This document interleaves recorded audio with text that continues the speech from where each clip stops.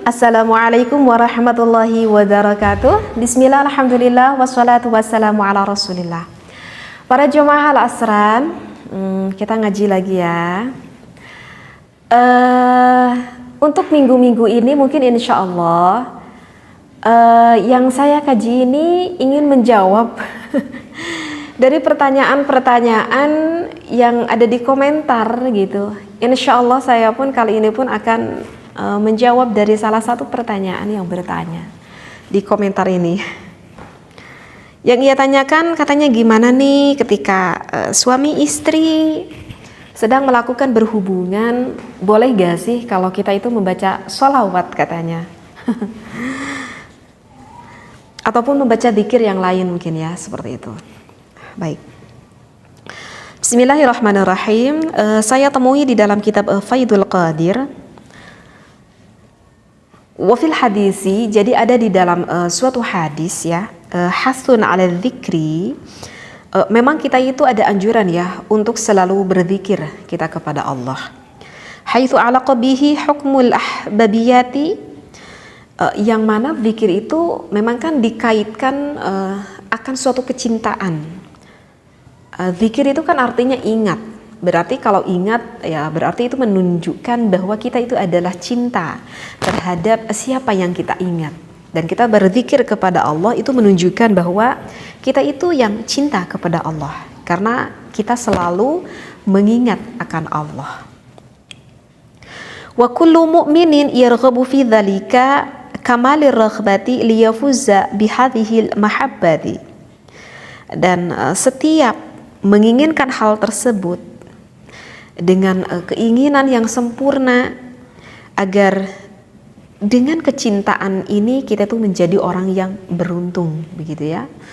Ya dengan kita sebabnya kita selalu mengingat Allah, kita selalu berzikir kepada Allah, ya kita kan bertujuan ingin menjadi orang yang sama juga dicintai oleh yang kita cintai, gitu ya. Yaitu berarti oleh Allah. Gitu. Kita mengharapkan Allah pun mencintai diri kita sehingga kita mendapatkan kemuliaan dan kita termasuk salah satu orang yang beruntung, seperti itu.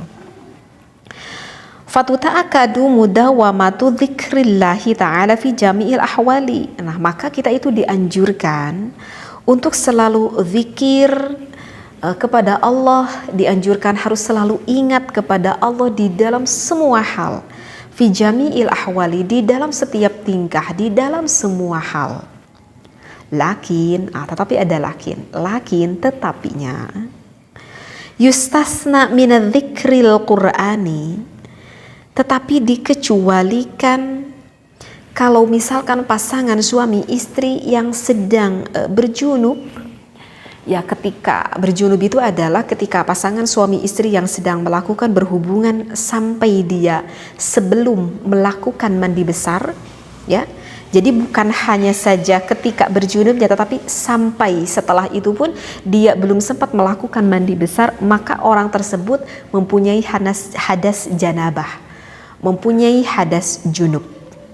Maka kalau orang yang mempunyai hadas janabah ataupun hadas junub ini, maka tidak diperbolehkan membaca Al-Quran. Dan membaca Al-Qurannya itu diniati hanya membaca Al-Quran saja. Ya, sekali lagi ya. Jadi untuk orang yang masih mempunyai hadas janabah, hadas junub itu, maka orang tersebut haram ya untuk membaca Al-Quran. Haram membaca Al-Quran itu kalau diniati membaca Al-Quran saja. Berarti kalau kita membaca Al-Quran tetapi tidak diniati untuk membaca Al-Quran, apakah itu boleh? Nah, maka kalau tidak diniati untuk membaca Al-Quran, maka itu hukumnya adalah diperbolehkan. Seperti itu ya. Misalkan kita itu sebelum melakukan mandi besar, misalkan ada tetangga yang meninggal dan kita mengatakan innalillahi wa inna ilaihi raji'un, misalkan seperti itu ya. Dan kita tahu bahwa innalillahi itu adalah yang terdapat di dalam surat Al-Baqarah. Berdosa enggak kita mengucapkan sepenggal ayat Al-Quran? Kalau kita diniati membacanya bukan untuk membaca Al-Quran, tetapi kita diniati untuk berzikir, maka itu tidak berdosa. Artinya tidak apa-apa.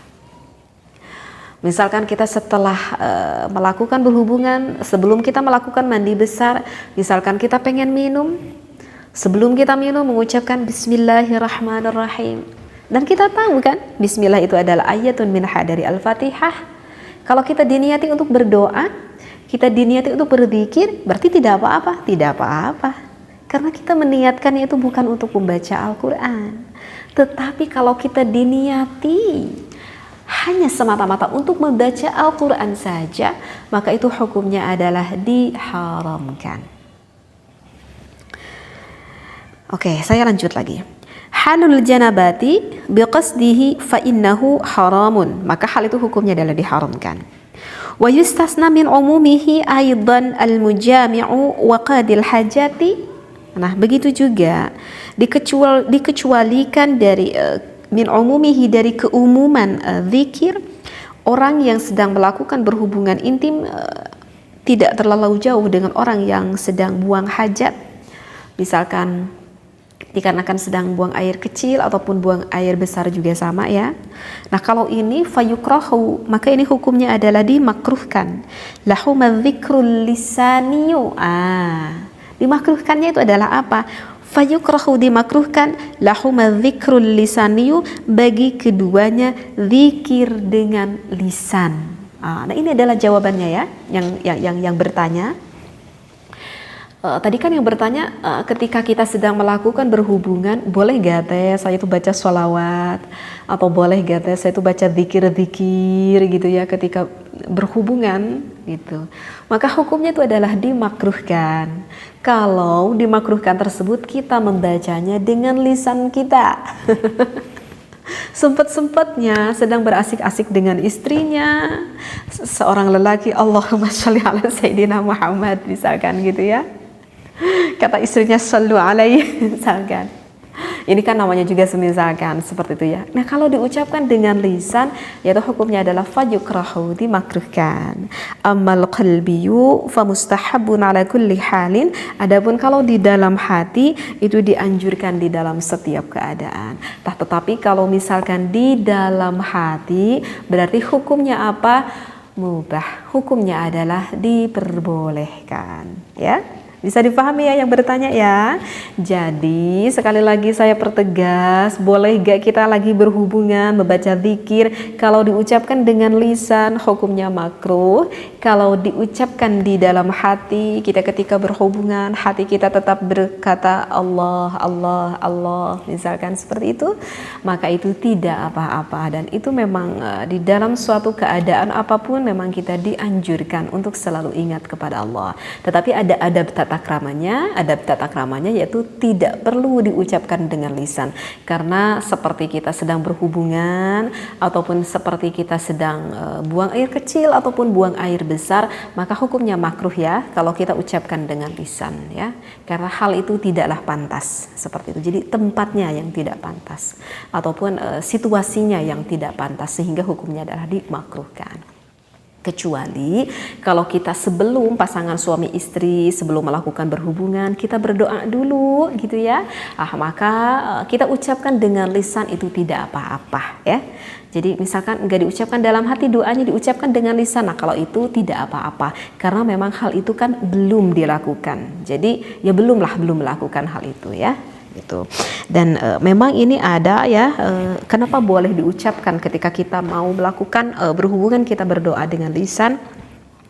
Memang ini riwayat ada ya dari Imam Bukhari dan juga Muslim dari Anas bin Malik, Nabi Muhammad SAW bersabda, "Lau anna ahadakum idza arada ayyatiya ahlahu," jika salah satu dari kalian yang hendak ingin melakukan berhubungan, qala, maka kata Rasulullah berkata doanya seperti ini, Bismillahi Allahumma, mungkin udah pada tahu ya, pernah saya terangkan ya. Saya baca lagi. Bismillahi Allahumma jannibna syaitana wa jannibish syaitana ma razaqtana fa innahu yuqaddar bainahuma waladun fi dzalik lam yadurruhu syaitana abada. Itu adalah doa sebelum pasangan suami istri mau melakukan hubungan intim, ya. Bismillah ya Allah, Allahumma ya Allah, jannibna syaitan, moga menjauhkan aku dari godaan syaitan, wa jannibis syaitan, dan ya semoga aku menjauhkan dari godaan syaitan, ma zaktana, dari rizki yang engkau berikan kepada kami, kepada aku dan juga kepada istriku. Fa innahu yuqaddar bainahuma waladun fi dzalik. Kemudian jika Allah menakdirkan ketika saya melakukan hubungan ini menjadikan suatu anak, lam yadurruhu syaitan abada, maka syaitan itu tidak akan bisa mencelakakan anak kami itu. Seperti itu. Nah, itu adalah doa bagi pasangan suami istri ketika mau melakukan hubungan. Aduh teh, susah nih nalarnya. Menurut aku segitu juga agak susah ya. Kalau susah udah baca bismillahirrahmanirrahim pun itu jadi doanya, gak apa-apa gitu ya. Baik, mungkin yang bertanya ya, insya Allah ya apa yang saya terangkan ini bisa difahami ya. Baik, wallahu alam, wabillahi taufiq wal hidayah, wassalamualaikum warahmatullahi wabarakatuh.